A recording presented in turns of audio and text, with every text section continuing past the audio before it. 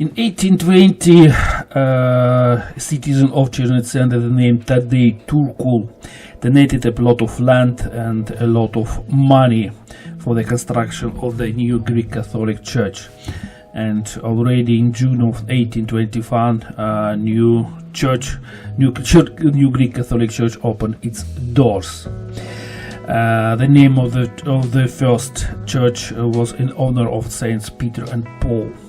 In the 40th 19th century, the church was rebuilt, the iconostasis and two altars were brought from Italy, and the famous Polish icon painter Adam Oczechowski took part in the painting of the icons.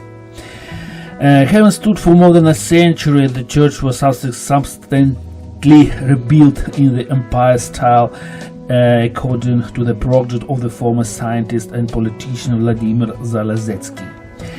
In 1937, the Temple of Chernivtsi was named the Cathedral of the Assumption of the Blessed Virgin Mary. To regret, Soviet authority closed the church in 1946, and only in January of 1990 the church was returned back to the Orthodox community.